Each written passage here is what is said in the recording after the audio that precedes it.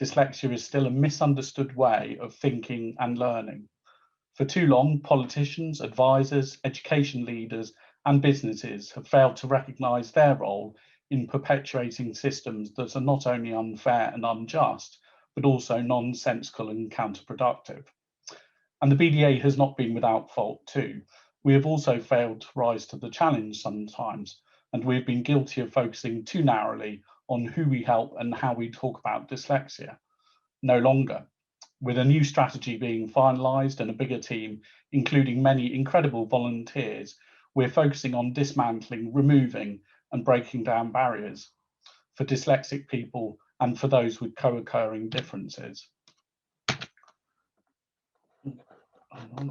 Slight technical. But to set the scene, I want to talk about something a little different. When I worked as a stage manager in theatre, we once put on a production of Our Day Out in a joint production with the Youth Theatre. This fantastic show was about a class of what many might wrongly describe as disruptive kids and their day out from school. In reality, like any disruptive young person, there are reasons behind their behaviour. The attitudes of teachers, their peers, their background are all contributory factors. But it isn't the play itself that's my focus, wonderful as it is. Of course, theatre has its traditions and expectations, including expectations around behaviour. But if you have never been to the theatre, how would you know what those are? What other big public events with a large crowd might you use to help you know how to behave? Well, one mom whose son was in our production of Our Day Out was a newcomer to theatre, and she came to our opening night to watch her son perform. And like any proud parent, she cheered him on, shouted his name, reacted to how his character on the stage was being treated, and drew on her experience of watching him play football. "Come on, Ricky, don't let them get you, Ricky," she shouted from the circle on the opening night in a packed auditorium of 600 people. Poor Ricky was mortified, even at the same time as being boosted by his mom's enthusiasm. And the reason for this story is that nothing Ricky or his mom were doing was fundamentally wrong, and yet his mom was perceived as acting outside the expected behaviours. She had broken the box into which she was expected to fit, even by the theatre management. Unfortunately, to the shame of the theatre, not hard to see with the benefit of hindsight, Ricky's mom was asked to leave the auditorium, was asked to wait in the bar for the end of the show. The constraints of theatre meant she had the disapproval of lots of audience members, which is ironic because back in the days of Shakespeare, the auditoriums were a riot at each performance, and shouting, swearing, and eating were the norm. To fit in with expectations in those days, being quiet was not an option. Something that used to be expected of theatregoers in the heady days of Shakespearean London was, by the mid-90s, seen as unacceptable behaviour by a provincial repertory theatre in the Midlands. All of which is to say that our expectations of what people should do, of how they should behave, of how they should learn, of what they are expected to achieve, can exclude those who are different, even when their different approach is not uncommon and may well have benefits for us all. Nowhere is this more applicable, perhaps, than our outdated, often overly regimented education system. If we expect uniformity in education, we are being unfair on all those with talents and abilities that are not measured by the specific system that we use, which often focuses on reading and writing. As someone told me once, it's no different from being bad at playing video games. Reading and writing are just two particular tools we use to communicate. In some exam subjects, marks are allocated for SPAG, spelling, punctuation, and grammar. Even if the subject being tested is not English language. Is spelling so essential that someone brilliant at history deserves to miss out on marks and potentially drop a grade because they struggled to spell? Even if their big picture analysis is excellent, they miss out on marks because they spelt some words wrong. How would it make any of us feel to continuously be marked down for something not relevant to the task in hand? Of course, many high achievers, many famous people are known to be dyslexic, and their talents may be a direct result of their different way of thinking. They may not be able to spell correctly, but they can build planes for space travel, be the most successful Formula One driver in history, direct a plethora of blockbusting movies, create jobs for tens of thousands of people, win world wars, write era-defining songs, create theories of relativity, etc., etc. And it's not just about the rich and famous. There are successful dyslexic people in every walk of life. And in reality, we can't all be Richard Branson or Whoopi Goldberg, and nor should we need to be. Teaching, programming, researching, policing, dancing, caring, and building are all careers that help society and move us forward, and are fulfilling careers. I've lost count of the number of people I've spoken with in the past 8 months since I started in this role, who were written off at school and now lead very successful businesses or have been successful in their chosen work path. School was a horrific experience and they were judged completely unfairly, their talent unrecognised, and their learning difference became eventually a huge advantage when outside the strict confines of education. In 2021, a dyslexia-friendly society seems as far away as ever for many people.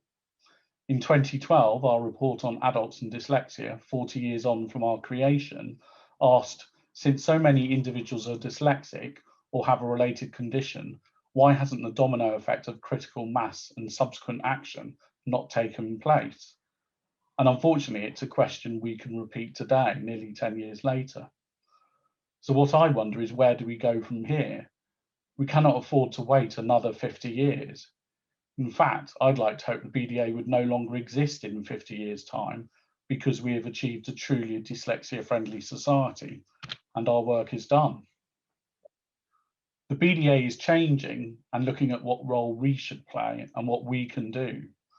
The work is not complete, but we are starting to see a direction of travel, boosted by all the dyslexic people who help us, support us, lead us, and teach us. We're turning a corner because we urgently need to. We've spoken with hundreds of dyslexics, with many parents of dyslexic children, and with dyslexic professionals. Our overall vision is a world where every dyslexic and those with co-occurring differences have their chance to shine. We've chosen this vision carefully after research asked dyslexics what they wanted us to focus on the most. These words all reflect very important elements of our future work. We are the British Dyslexia Association, but we are part of a global community of organisations and people. So whilst our focus is the UK, we recognise the people we exist for are citizens of the world, and wherever they want to go, we want them to have opportunities. Every dyslexic person matters to us, and we are keen to understand the needs and desires of all of them so that the work we do brings benefits to all. For historical reasons that frustratingly continue today, dyslexia has sometimes been referred to as a middle-class issue. This is simply wrong and factually inaccurate, but the inequity of our education system and the continued underfunding of schools by government has created a complete unfairness in access. Assessments of need, getting a diagnosis if it would help, should not depend on ability to pay. Our vision and the accompanying strategy will see us do all we can to counteract this and ensure that whatever their background and personal situation, every dyslexic gets the support they need when they need it. And in reality, dyslexia is often one neurodiverse aspect of a person. Many have other differences like dyscalculia, dyspraxia, dysgraphia, or ADHD, for example. It's important we don't ignore how any individual experience can be affected by the differences they may have. And it is important we work to increase support for all neurodiversity, not least of all dyscalculia, which has been historically under-recognised, but can have a big impact on someone's educational and life experiences. In many ways, this is the core focus of our new vision. If we can remove the barriers that are put in the way of dyslexics, if we can increase understanding and recognition of a different way of thinking, they not only can have the same opportunities as anyone else, but their unique talents and the impact of their different way of thinking can come to the fore. Dyslexia is something that should be seen positively by us all, As I will explain later, we all benefit when people with dyslexia can be their true self with no barriers. Dyslexia is rightly categorised as a disability, not because it creates difficulties for anyone who is dyslexic, but because society disables dyslexics. It puts barriers in their way. Being a recognised disability is important in specific situations, like exams that are not set up to be dyslexia friendly, putting dyslexics at a disadvantage unrelated to their ability at the particular subject. Our education system, our approach to work and employers' attitudes, and often all of us in everyday interactions can exclude people with dyslexia in one way or another. But really, dyslexia and the other differences, dyscalculia, dyspraxia, dysgraphia, are all a result of different ways of thinking, which are a strength in so many respects. Someone may struggle with reading, but be incredibly creative. Someone may struggle with writing, but be fantastic at seeing the bigger picture. We need to rethink our view of dyslexia and see it as the ability that it is, hindered by our systems and attitudes. So our new strategy is focusing on how the BDA can remove barriers for everyone with dyslexia at all stages of life. In some instances, this is about changing education and work so that nobody gets left behind. In other respects, it is about changing the perception that people may have about dyslexia. It's about improving professional knowledge and expertise from teachers to employers. And all of it depends on us growing what we can do at the BDA so we can bring about positive change at scale. So there are two themes to our work. From the start of school through college and university and into the workplace, we want to ensure dyslexic people get the best experience. This is a mix of developing and training those who teach, train or employ them to make the school, college or workplace environment truly inclusive, and increasing everyone's understanding of dyslexia and co-occurring differences. At the same time, we provide a range of direct support that helps people with dyslexia to remove any barriers that have been put in their way.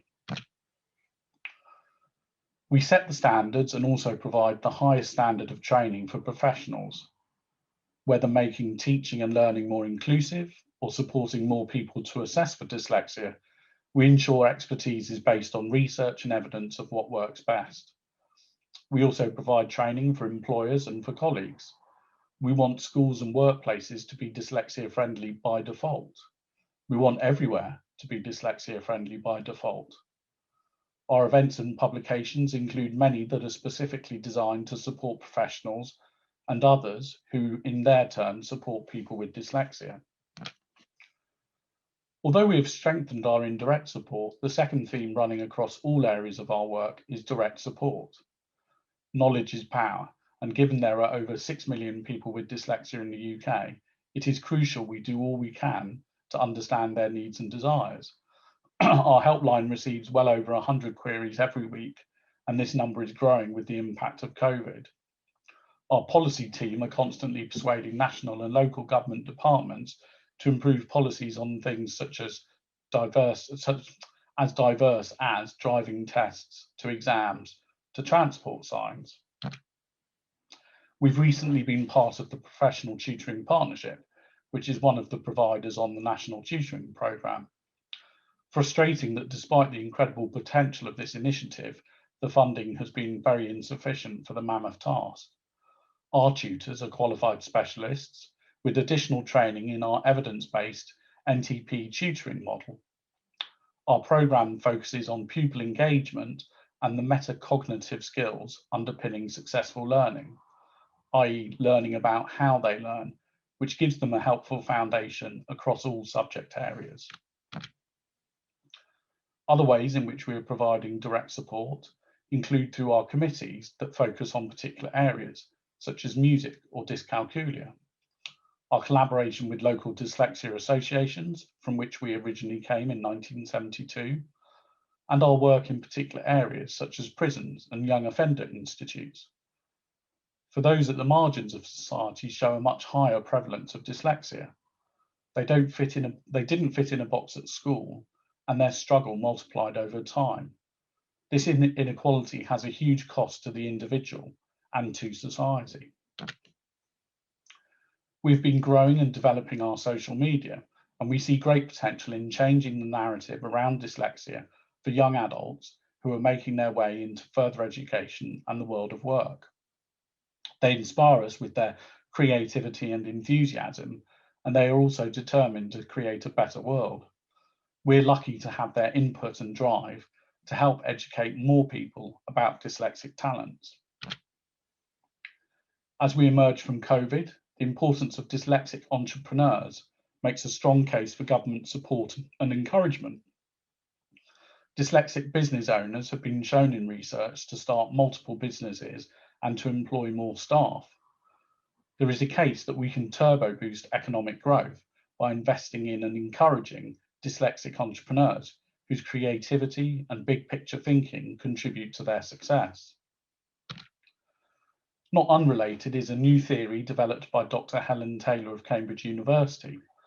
Her analysis, which I highly recommend reading in full on her website, is a fascinating theory. We already know dyslexia is often genetic, which suggests there is an evolutionary advantage to being dyslexic. Dr. Taylor's theory posits that as a species, we benefit from the different way of thinking that comes with dyslexia. Our organisational success, our species success, requires different approaches and needs those who are both explorers and creators. The logical conclusion is businesses, organisations, and humans are more successful when we have neurodiversity in our group. If you own or run a business or a team, make sure you have neurodiverse people on your team. They will bring you huge benefits. But things are not rosy. There are many people who have not had the support they needed, and this has intersected with other barriers they have faced. As our own Cultural Perspectives Committee has rightly said, it's important to understand that Black disabled people and those with learning difficulties often encounter a double burden of being systematically undermined and overlooked, but also that Black, Asian, minority ethnic role models are largely absent. In our dyslexia handbook, one of my colleagues made the painful observation in their piece that asking what is a tuber during a dyslexia assessment may only be easy to answer for someone who grew up in a Western middle to upper class setting. Certain backgrounds do mean you can jump the queue, access support, be supported. It's not good enough, and as a community, we should no longer accept it. So next year indeed marks the British Dyslexia Association's 50th anniversary, and I would like us to collaborate across the UK to change the future of dyslexia. 50 years on from our founding, is it not time to force essential policy changes that benefit 1 in 10 people? Is it not time to force politicians to recognise the economic, social, and cultural return on investment in dyslexia-friendly education and employment, in supporting dyscalculics? How can we work together to make this happen? If the past year and a half has taught us anything, it is that the world can change suddenly and irreversibly, and that we can also come together in new ways to create different ways of working and different ways of educating. So before the stick in the mud get a chance to re-establish the old world, let's show them that we all need to think differently about different ways of thinking, and let's pool our collective power to make the difference for people with dyslexia and co-occurring differences. Maybe next year is an opportunity for the BDA to use our 50th year to drive this work forward. Together, we should be able to create something special that can help to create the national global movement to change the understanding of dyslexia and dyscalculia, to end the isolation, frustration, and disadvantage still experienced by far too many people. One final thought that was articulated better than I will by someone with dyslexia in a recent webinar: putting right failings of the education system and workplaces that have unfairly discriminated against dyslexic students and workers should not mean we reverse the situation to the opposite. What we need is respect for all minds and the uniqueness of the individual. Of course, there will be particular traits where it is useful to understand what that implies for education, for work, for society. We must build a more inclusive world that recognises our different experiences and rectifies the discriminatory practices of the past. But we must not repeat past mistakes and create a world that elevates one way of thinking over another. We surely need them all, and we should surely welcome that diversity of thinking. In that respect, the future of dyslexia is the future of us. Restricted by an unfair education system developed for a bygone era, prevented from accessing work by employers who don't realise how simple it can be to make their workplace dyslexia friendly, the time has come to make sure that whenever someone hears that someone else is dyslexic, they're thinking what great talents they will have. We're not talking about small numbers either. 6.3 million people with dyslexia in the UK, more than enough to swing any general election. 40% of those unemployed are thought to have dyslexia, but at the same time, 40% of millionaires have dyslexia. So about 5 or 6 individuals in a workplace of 30 will experience some form of dyslexia. It is not uncommon. So I shall leave the last word to Erica, who said, "I don't suffer with dyslexia. I live with it and work with it. I suffer from the ignorance of people who think they know what I can or cannot do." Thank you.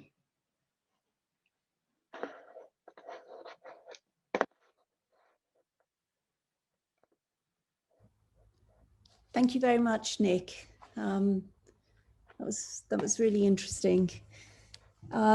If are you happy to take questions? Yes, of course, absolutely.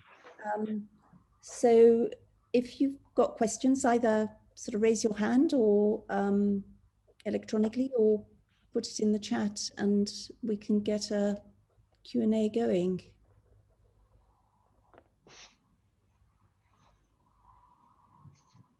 Yeah, Janet.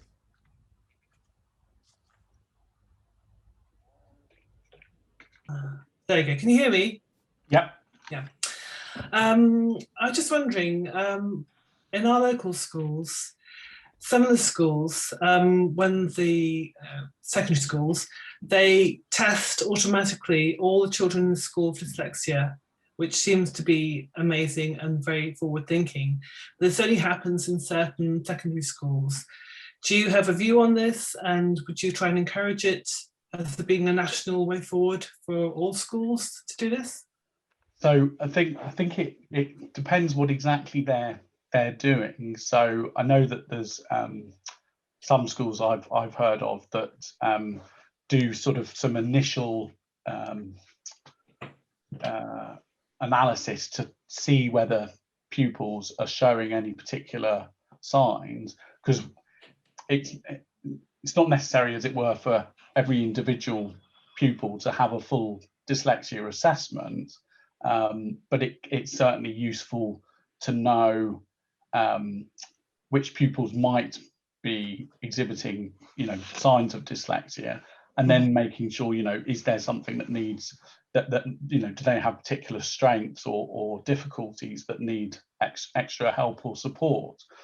I mean, I think what we ultimately would like to see is, education and classes where it's dyslexia friendly throughout and from the off, because that's more inclusive. So rather than kind of doing that analysis and then making kind of individual adjustments, we think actually it's most beneficial if teaching is multi-sensory for all pupils, and often things that are beneficial for people with dyslexia are also beneficial for everyone else as well. So I think there is a difficulty at the moment. The education system is suffering a lot in terms of funding, and of course we don't think that should be something that makes a difference for any pupil with dyslexia, because in reality what ends up happening is those parents that can afford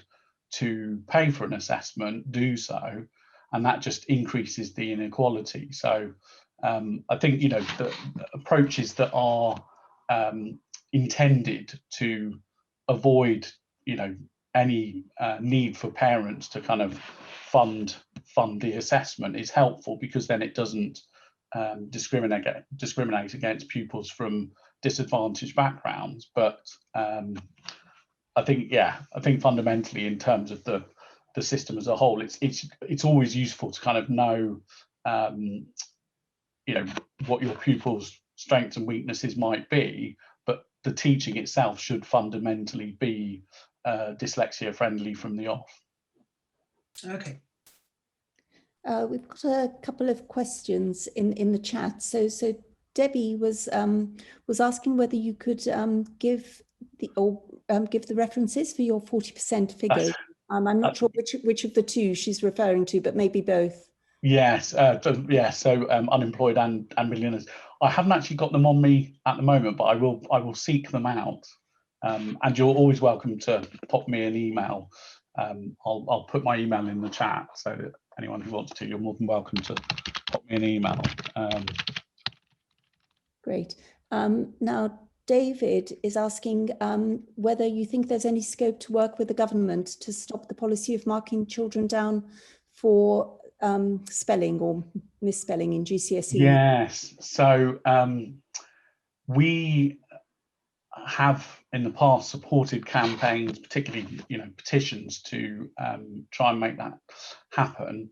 I think there's been issues in recent years, at least, with the secretaries of state for education that we've had, who have tended to adopt a very traditionalist approach. So it's been quite difficult to get them to listen to the case for change. But I think there is recognition in some quarters, but not by those that sort of ultimately can make those decisions, that there is a real unfairness, and marking someone down on spelling and grammar when that's not the topic that they're being examined on is just fundamentally unfair, and gives them results that are not representative of their knowledge and ability in that subject. So we're always keen to try and find ways to influence government policy, and we have some successes, and then some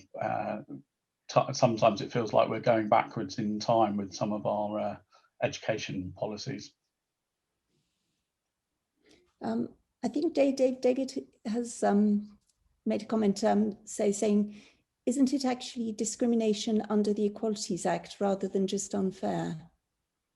So I think depending on the specific situations, yes. I mean, the difficulty with the Equalities Act is, drafted by someone who is good at sitting on the fence. So it refers to reasonable adjustments, and then it's kind of interpretation of what is reasonable. So schools will vary their interpretation of that. So will local authorities and employers and so on. So it's a difficult one. I mean, I think we'd like over time to take up more cases and advocate for people with dyslexia who've effectively been discriminated against, to try and get judgments in law that then become benchmarks against which future decisions are judged. Okay, one more question from the chat from Sally, who's a student who's been recently diagnosed with dyslexic traits, which manifest themselves as sort of in her organization and working memory. But she feels as an adult learner that she's quite limited as to where she can get information. So do you have anything? So I would say pop me an email and I'll connect you to our helpline team who'll be able to signpost you. I think there probably has historically been a very strong focus on kind of the school age population, but that's something that we're really keen to change, because we're very conscious that 80% of children with dyslexia will leave school without an official diagnosis, and that will often carry on into their working life. And so actually the majority of people with dyslexia in the UK don't necessarily have it as a formal diagnosis. So it's really important that they get the support that they that they need and want. So yeah, pop me an email and I'll hook you up with our helpline team, who I'm sure will be able to give you some good advice. And we have colleagues who are also happy to talk to workplaces and find ways to support those workplaces to support their dyslexic employees. Christine, you've got your hand up. Would you like to unmute yourself and ask your question? Yes, I will. Thank you. As a proper dyslexic, I can't write a question and listen to you, Nick. So yeah. My question, I've been studying dyslexia in lockdown intensively, and I'm becoming a dyslexia mentor very soon. And one thing that really struck me was the whole story around MRI scans. And since the existence of MRI scans, we're starting to understand so much more about dyslexia and what is happening in the brain with the working memory, etc., etc. And of course, all other neurodiverse nuances being in the spectrum. So I'm just wondering, are we going to see, and what do you think? Is it going to be a matter of we're not doing assessments anymore, but we're going to stick a child in an MRI scan and immediately know how neurodiverse the brain is? And if you, well, because I think it might be the way forward, but if you think so, how long are we going to wait for this to happen?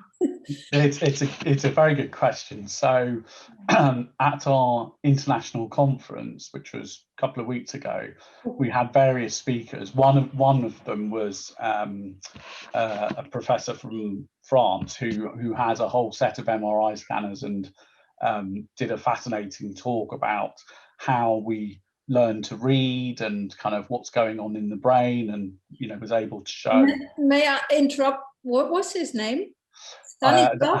Something? Sorry? Because yeah, sorry.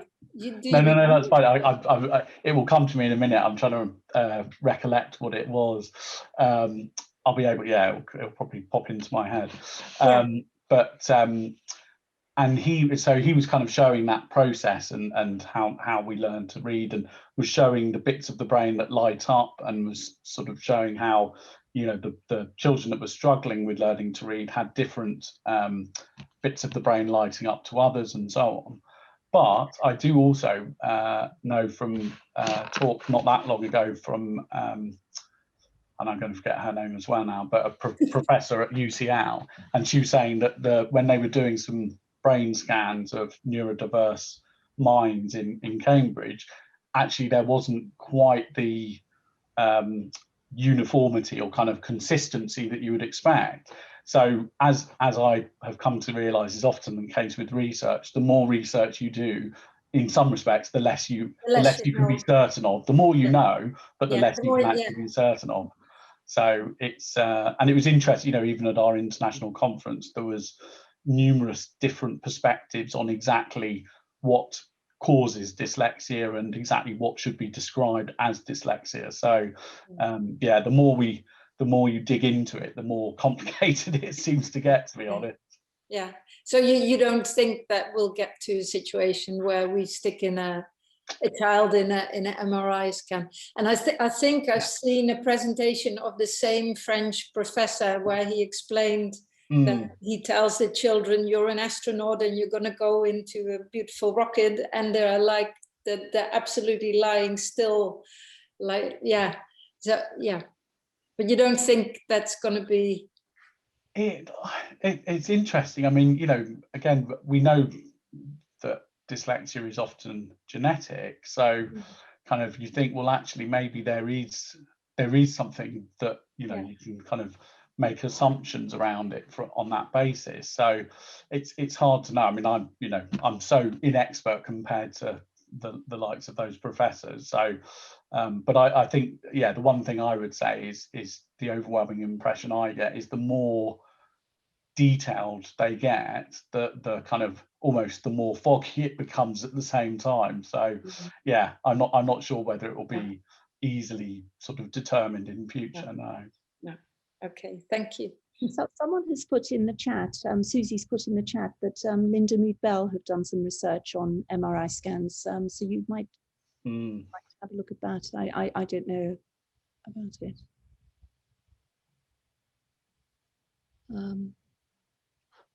Do we have any more questions for Nick? Can you hear me? Joe, yeah. Hello, can you hear me? Yeah. Yeah, good, okay. I'm on an iPhone, so I'm not used to using this for Zoom meetings. I'm PCing it most of the time. I'm actually I'm a dyslexia assessor, specialist teacher as well.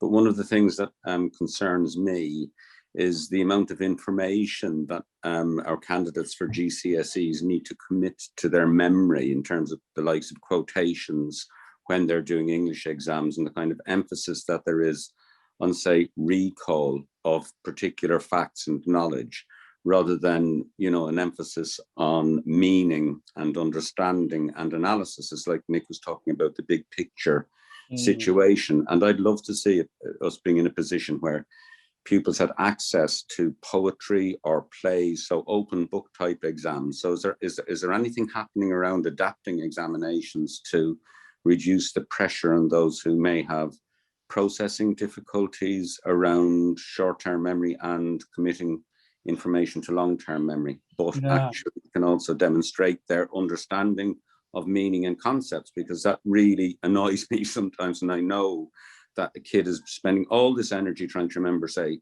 4 quotes from an Inspector Coles, 2 quotes from a poem that they can't see, to compare it to another poem when they've done 15 for their GCSE. So as you can hear from my voice, I've been through a few bits and pieces of supporting kids with this. Yeah, no, I mean, I can still remember a couple of Chaucer quotes from my GCSE days, and I think it's interesting, isn't it? So it's a slight tangent, but I'll come back at the end of it.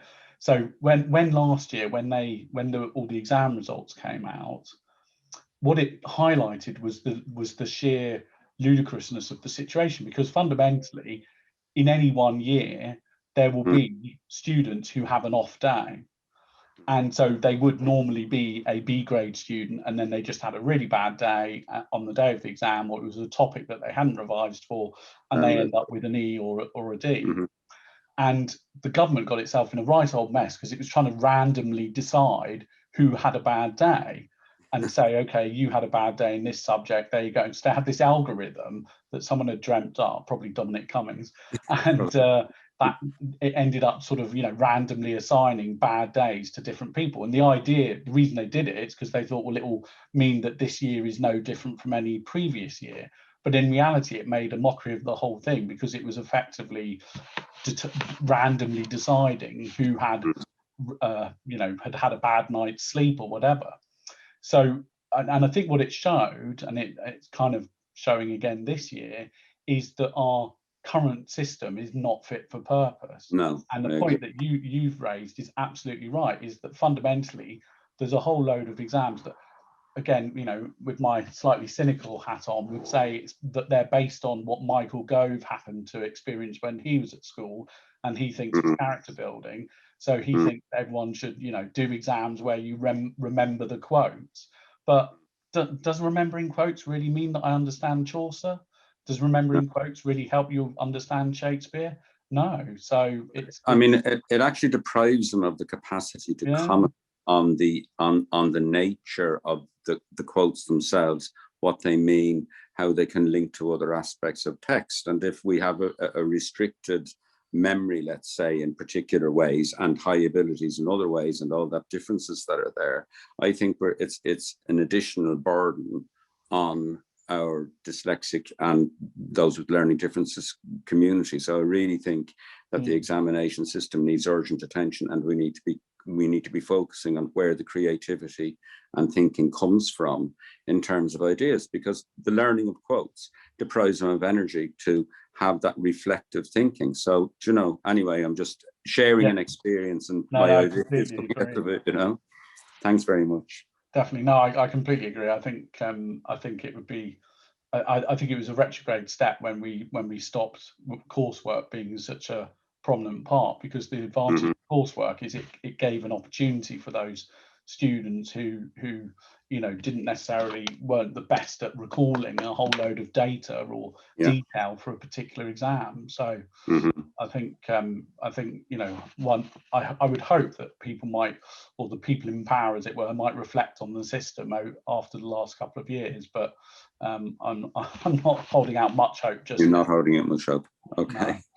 Right, thanks. We've got a question from Denise. Denise, if you'd like to unmute yourself. Hello everyone, my name is Denise. I currently work as a study support at a university. I'm in the process of doing a research MA, and one of the things I've been reading about is the weakness of the Equality Act 2010, because you're talking about the barriers and breaking them down. Like you were saying, that it's working on the idea of sort of like making reasonable adjustments before, even if someone comes into employment or in education. But as a standalone legislation, it doesn't actually work, because if it did, it would mean that there would be no more discrimination, which isn't the case. So I hear it all the time when I speak to students and they're in work. So we have a legislation that isn't fit for purpose, and that's what I'm getting in all the reading that I'm reading at the moment. So if you're the activist for the dyslexic person, what's the way forward? And it's really good for my conclusion, so as much reference as you can. Yeah. So I guess, well, I suppose one of the things I would say is that having spoken to various people, the thing that's come across very clearly to me is, although, and I would agree with you, I don't think the law is as strong as it should be, and that fundamentally shows that it's not actually doing the job it claims to do. At the same time, there is an awful lot of ignorance about what the law does stipulate, and even and so effectively what it means is only those who can afford the time, energy, effort, and often cost of getting lawyers in can then get that protection and get those requirements met. So, for example, one of the things that we know and some of our trustees have raised as an issue is that Senkos in schools are not given a huge amount of detailed training on their legal obligations. So often the advice given by schools to parents that are concerned about their child, even when they hope that they're speaking to someone who should know what the school's obligations are, actually they don't necessarily. So I think that there's a whole piece of work around strengthening the understanding of what the Equality Act does stipulate and what the obligations are on schools and workplaces and universities and colleges. But there is probably also an additional bit of work around how can we strengthen that legislation, and how can we, I guess the thing that strikes me, particularly in terms of people with dyslexia, is actually it's really how can we get all those organisations that, as it were, fundamentally are discriminating, they're not making reasonable adjustments, to understand that those reasonable adjustments are a very good way of investing in talent. Now, that might be talent of pupils at school, but it might be talent of people in the workplace, and that actually the reasonable adjustments, that they don't need to be particularly expensive. And most employers seem to worry that when a staff member discloses that they have dyslexia, they think, oh gosh, either I'm going to have to spend a load of money, or this person isn't going to be able to do their job properly, and so on. And actually, when we speak to them and explain these are the things you can do, there's some very straightforward stuff you can do to help them be able to work just like anyone else, then they realize actually it's not a hugely demanding thing on an employer.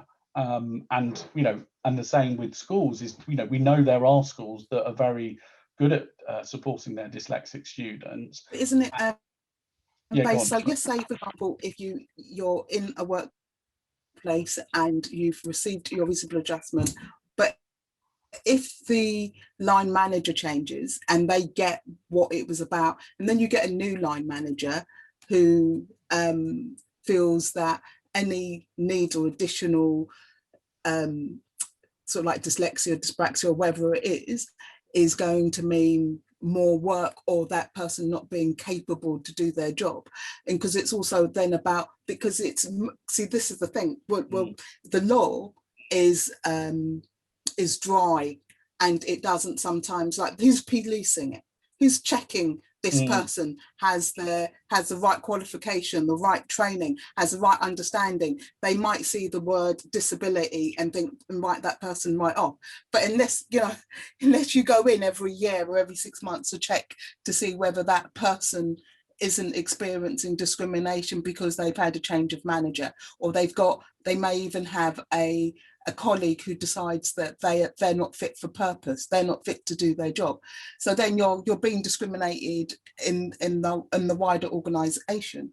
Even if an organisation perceives itself to be equal, it just takes one bully, doesn't it? It just takes one person to erode that.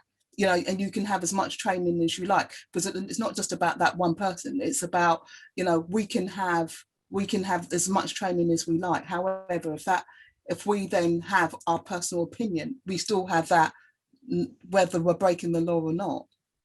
Yes, and I suppose, in many respects, it is about changing that public perception, so that when someone, takes over as a line manager and they have a member of staff who's dyslexic, that they don't instantly think, oh gosh, what are the issues going to be, and so on. And I think that's where, I was tempted to sort of give examples of how, in terms of the battle for equality over the last sort of, 5 decades, things have advanced and understandings have changed. And I think that is true, even though at times, certainly in the last 5 or 10 years, it's felt like in lots of respects we've gone backwards, and also that there still is huge amounts of discrimination and ignorance and so on. But I think that's, for us at the BDA, that's where we see a really important role, is what we can do to change that understanding and promote that kind of positive perspective on dyslexia, so that hopefully over time line managers won't see it as problematic when one of their staff is dyslexic. They'll actually see it as an advantage and a benefit, because they will bring that different way of thinking into the workplace. Okay, I think we've got a long way to go, actually. So yeah, thank you very much. I wouldn't disagree. Thank you. So we've got one question from Thomas. He would like some key recommendations from you about how education might be redesigned. Yes, I think probably the biggest, simplest thing in my mind would be a change to teacher training. So at the moment, the amount of time during an average teacher training course that is spent on understanding dyslexia specifically can be minimal. And that's really frustrating, considering on average most classes of 30 are going to have 3 or 4 pupils in them with dyslexia. So I think if there was one thing that I could wave my magic wand, it would be that there would be an obligatory section during teacher training for every trainee teacher that would be, a good sized section on dyslexia, and a really, deeper understanding of exactly, how it affects learning. Particularly, in one of my colleagues often comments to me about the fact that a lot of primary school teachers that are teaching very young pupils, they don't actually necessarily know that those teachers haven't necessarily been taught how we learn to read. So they're kind of teaching something that they have a limited understanding of. So I think there's a lot that could be done in terms of that teacher training. And then, in the wider context of education, I think, exams definitely would be somewhere that I would like to see a really big change. and just probably a different approach to education across the board that would be dyslexia friendly from the start, rather than kind of at the moment where it feels like you have to fight to get that kind of dyslexia friendly approach.